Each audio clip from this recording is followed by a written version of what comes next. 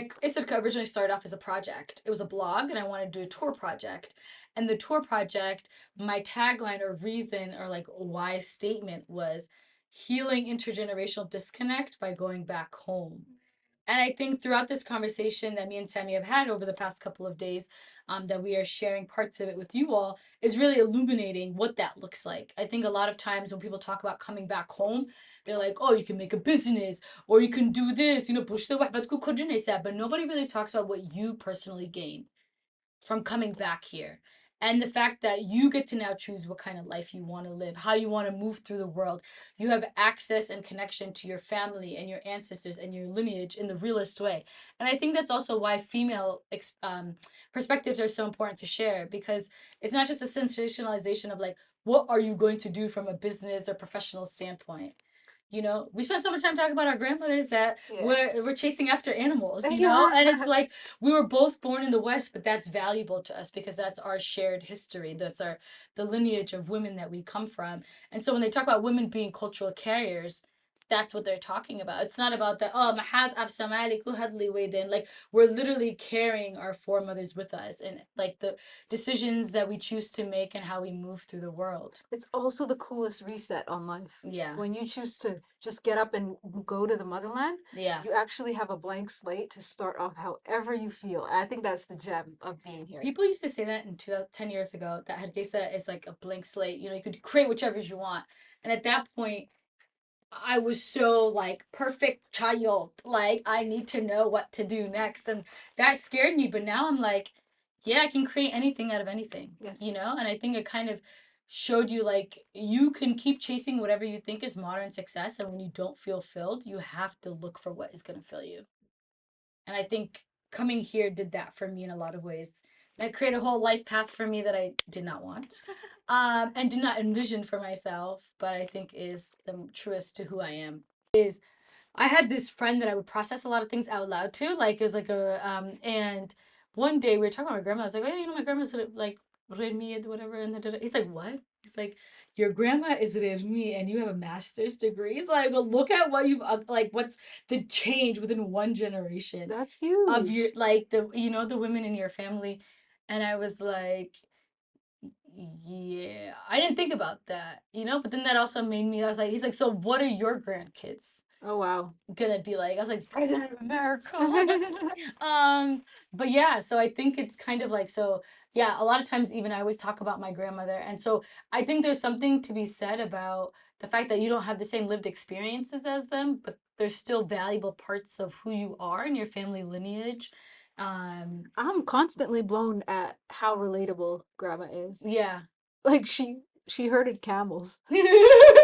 I was working for an airline. Yeah. How are our lives so understandable and similar? Yeah. But it actually comes down to work ethic. Grandma always used to ask us, "Shaqaynisa? Yeah. Shaqamaysa? Mm. Shaqaynisa?" It was like the constant question. It didn't matter what I was doing. As long as I said, yes, I'm working. Okay, good. Doesn't matter what the job is. Yeah. As long as you're working. So that drilled in work ethic at a young age too. And probably like financial independence for you as a young woman. Yeah. That was huge. That's probably the underlying part of that questioning. That's where it came from. Yeah. I just thought she wanted to ask if I was successful, and I thought because I was working at like a shoe store. And I thought I was successful because I was buying my own shoes at that point. At 15 years old. Yeah. And she had gone through so much, I think, in life that she just knew as long as you have financial stability, you're right. That's why she's asking me. I thought she just wanted to know, like, she's doing good.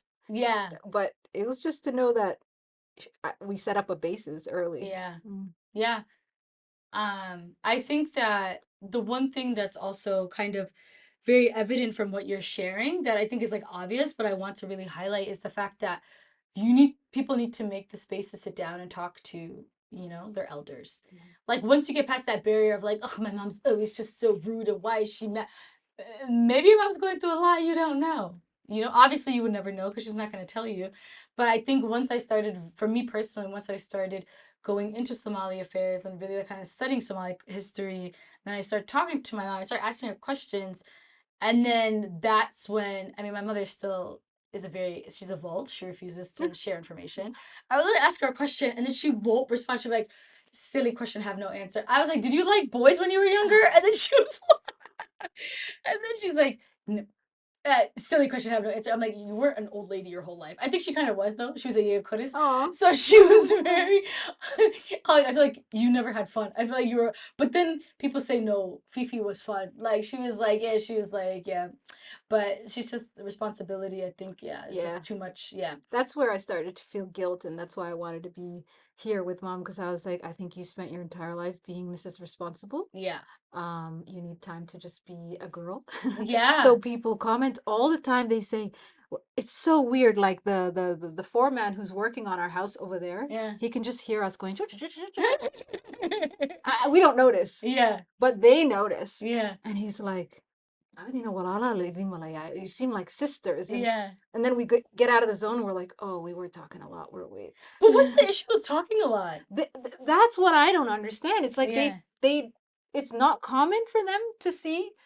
Yeah, I think so. This is the They don't talk to their parents. this is the Definitely. biggest feedback I get from my channel is you two sit that slice the time, and I'm thinking I thought everybody was like this. Yeah. Even with me and my parents, like my dad especially, because my dad will physically go with me places. Mhm. And everyone's like, a Somali dad that actually talks to his kids, that Yeah. is around his, like, physically present. I'm like, he's just physically present and he's overbearing. I don't know what you want me to tell you. He's the king of FOMO, original king of FOMO, the fear of missing out.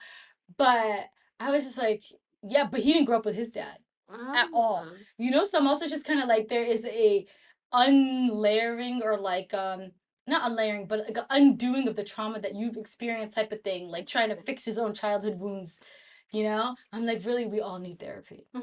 That's like the number one thing. This is true. But yeah, there's so much things at play. So I'm just kind of like, yeah, but it's still, the society's a lot. Like, you know, a lot of what our norms are a lot, and and even for the article I wrote about my dad, they always used to say the same thing. Like when we were kids and we would go to Canada on road trips, we'd say, "Oh, Abba, we want this," and he'd be like, "Okay, I'll get."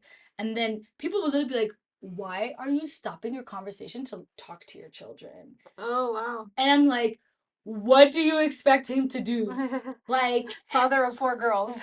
He's yeah. gonna answer. Well, we were two at the time, Oh, but yeah. yeah, we're three total, but we were two. It was me and my sister, and but it was also like my dad very conscientiously made a lot of decisions to undo a lot of like the wrong. So even like this one uncle, we can cut this out, but I went to Minneapolis and it's like this cousin of sorts that I just met, and he was like, you know, I know you've been working and traveling, but you need to get married. Mm. And I was like, let me tell you, Abdigo told me I can't just bring a random man home. You need to be responsible. Like, you know, I was like, so no, like he had a family plan. Like he waited 6 years before he had his first child. Like he wanted to make sure he had health insurance. Like he did everything like in a certain way, like so that it works for this like Western world. Like I think we don't stand in a silo. Coming here makes you realize, you know, like the fact that you are a part of a bigger dichotomy. I think Mhm.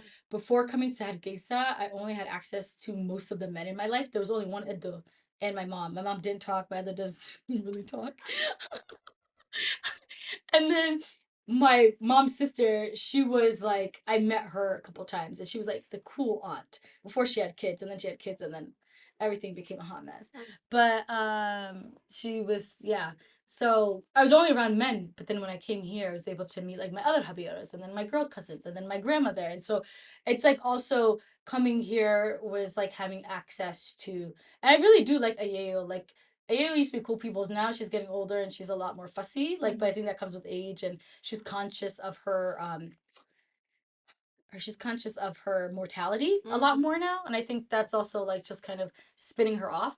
But she was cool people. It's like, you know, we used to just chit chat, and then now I notice I'm like, you're complaining about the same things you were complaining about 10 years ago. I grew up and you are going but it was, I brought her and her sister together. It was really beautiful to see them together. But then they literally became kids next to each other. Aw. Yeah, and then I was like to asking her about her mom, and I've named after her mom. And so then I told her when I was leaving, I said, I'll name my child after you, you know? And then my cousin was like, I said the same thing. And I was like, well, if we get married, it because at this point, because she was like, so this will just kind of, so to wrap up this episode, basically we've discussed a lot about the ways in which you've kind of leaned into your foremothers and being here and kind of your experience of being a woman in this society. So overall, how would you kind of speak about that experience? Like, What? shocked me the most is, what are you talking about, the male dominant society or No, just my parent background? yeah, no, your experience of walking through this environment and growing into the woman that you are. Oh yeah, that floors me every time. Like even you saying that right now, I felt overwhelmed because I'm taken back to like sometimes when I walk through these streets, I just picture that I am my grandma. Mm, I picture how grandma would be in a modern society. I'm like, whoa, this is pretty cool. It mm, gives me such an intro retro perspective to be around them all the time. yeah. And then sometimes I see when I'm doing things like when I used to travel a lot, I was like, oh wow, this is probably mom what mom would have been doing had she not have Mm, had us. So it gives me a level of pride, but also a level of responsibility to be living the lives that they would have lived mm, if they were freed up from responsibilities. And I get to do that now. So that leads me to do everything with purpose yeah. and everything with a reward that will please them. Mm, Like I really like all my actions to be something that not even that I need validation from them, but something that'll impress them. And I think every Somali household, every kid that's grown up, any immigrant kid, yeah. I mean, any kid from an immigrant family Yeah. always wants to make sure their parents are proud of them. Mm, Um, but not that they ever asked, not that they ever put pressure on that, but I think yeah. being around them makes you work towards really impressing them more. That's beautiful. Is there anything else that you like to add? Um, yes. You said, But the probably the best thing about being here that you don't realize until you're really here and you until you see things on the news is mm, how safe I feel. mm, And it's not that I didn't feel safe before because I still, I just minded my business and I was always in the right places. But here, everyone is, I really genuinely feel that the male dominant society is always looking out for you as a mm, woman. Like I can walk around at night, I can hop on buses, take the ways and things like that, and none of that was entirely safe abroad. yeah. Those are things that put you on anxious levels. Yeah. But here, you know that this person is going to wait for you to walk into your house, like when they drop you off. Mm, You know that when you get onto a bus, they're going to clear the seat so that you can have a nice seat. And any scenario that you walk by that there might be a little bit of friction, if you just turn around like this, there's gonna be a bunch of men mhm, ready to defend you as a woman. yeah. So these are the precious things that I talk about that like all the annoying factors of a male dominant society are masked and covered up because those things like I think our country talks a lot about amin and the Mm. safety and the peace. And I used to think, wow, they're getting really dramatic with this, No, but like that's a huge it's thing. a massive factor. Yeah. And even as a woman, you can totally understand how big of a deal that is. Yeah. To be able to walk around and not worry that your car might be unlocked, Mm, it's amazing. It's a blessing. yeah. Alhamdulillah. I could follow up, but then we'll be here forever. So I think that we'll just kind of leave it at that. Thank you, Samia, for sharing so much of yourself on this ISIRKA podcast. But I guess we both shared lots of Yeah, I was ourselves. gonna say thank you for diving in deep with me because you give me so many different perspectives too. And I mean, again, this episode may never end, but it will. Obviously, is Ahmed's looking at you like, come on. that's the importance of having female supportive figures in your life, even Yeah. if it's just a friend like this that Yeah. gets you, or it's your parents. It's just you need a space to unload and Yeah. start your day again. And I think that part of the reason when I came to Hargeisa, I came by myself. I made friends. I made like a family network. One day I'll talk about what I experienced yesterday. But what a beautiful culmination of being here and experiencing this place. But